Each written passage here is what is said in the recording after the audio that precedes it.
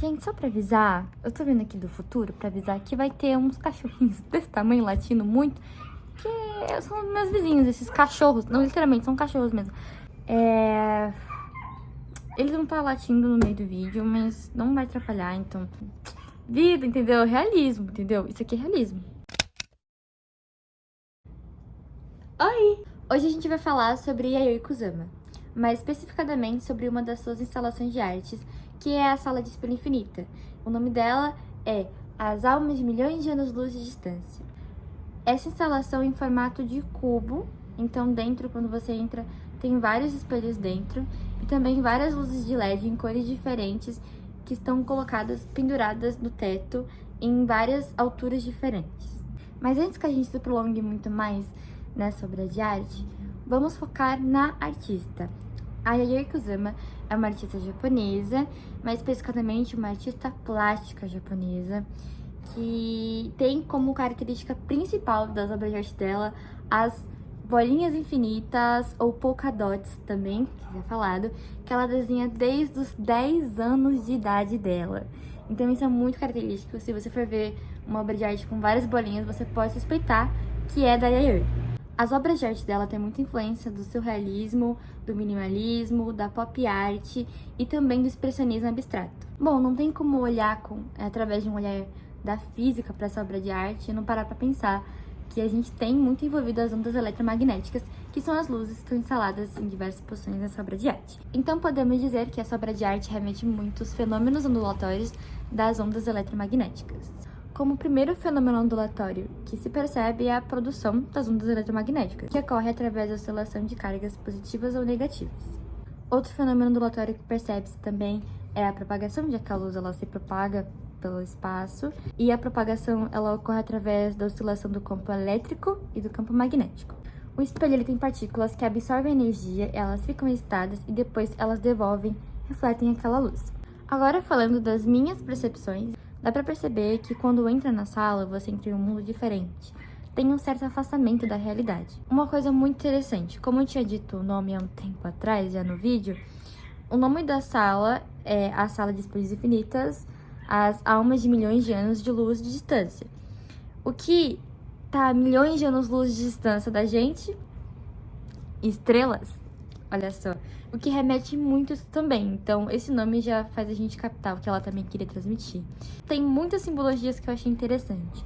Primeiro, temos muitas histórias, tanto no cinema quanto em mitologia grega, por exemplo, que remetem o espelho como uma reflexão, o que é muito irônico, já que o espelho reflete a luz, mas a gente também pode refletir pensamentos através do espelho. Poético, né? Poético, vai. Tem um conto da mitologia grega que é do Narciso. Narciso era um homem muito bonito, muito vaidoso também, só que ele nunca tinha olhado no espelho, ele não poderia, na verdade, olhar o seu reflexo.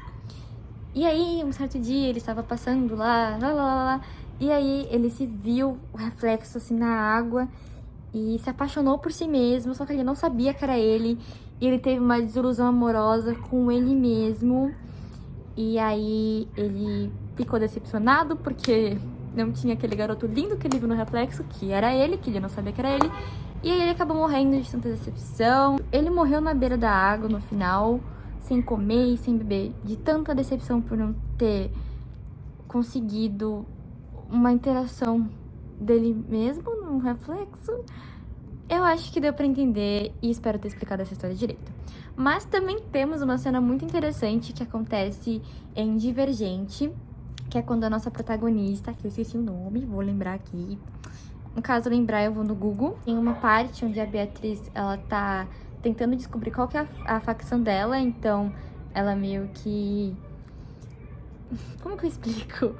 Ela tá basicamente numa ilusão da cabeça dela, e através dessa ilusão, ela vai escolher qual é, pelo menos saber qual é a facção dela, e aí ela escolhe a partir disso. Ela quer seguir pra facção que ela é, ou só que ela quer escolher outra coisa. E aí, ela, dentro dessa ilusão, ela acaba parando numa sala de espelhos, e ela olha pra si mesma. E a Beatriz, ela é da abnegação. E as pessoas da abnegação, elas não olham pra si mesmas no espelho. Justamente porque elas ajudam o próximo, elas não são que nem o Narciso, que, tipo, são vaidosos de si mesmos, sabe? Eles não tratam de si, e sim só do mente do próximo. Então, a gente tem aí Outra coisa que fala sobre espelhos e espelhos serem reflexivos, porque é naquele momento que ela descobre que ela é uma divergente, que ela não é só da abnegação, como também ela é de todas as outras facções. Quem assistiu vai estar entendendo o que eu tô falando. Então a gente tem toda essa parte poética que eu consegui perceber nessa instalação da Yayoi, que é esse sentido de reflexão pura. E como, eu não sei se eu já falei isso, eu não falei isso ainda porque eu já gravei tantas vezes, mas eu tinha falado algumas das vezes, ou já falei, vocês entenderam? Que quando você entra naquela sala, é como se você estivesse se distanciando de todo o mundo. O que também pode acontecer com os pensamentos. Quando a gente pensa demais, a gente está distante do mundo. E quando a gente reflete muito, que não necessariamente precisa ser na frente de espelho, nossa cabeça se distancia do mundo e das outras pessoas. E é como se a gente estivesse entrando numa sala cheia de espelhos, onde a gente só olha pra si mesmo, que é quando a gente tá sem conversar com muitas pessoas e isolado na nossa própria cabeça, por mais que a gente não esteja sozinho.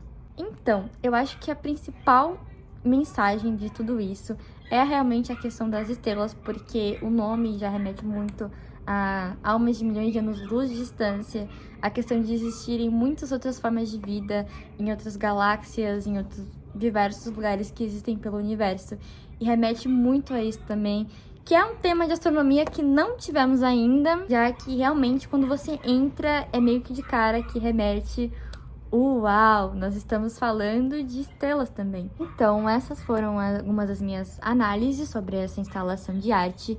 Tentei remeter as coisas físicas, os fenômenos físicos que estavam ocorrendo ali, com também os filosóficos que a gente pode remeter, que, por ironia, acabaram sendo muito parecidos e acabando tendo um mesmo sentido, só que um pouco mais abstrato do que o outro. E é isso, gente. Obrigada por terem chegado até aqui, assistido até aqui. E até o próximo vídeo.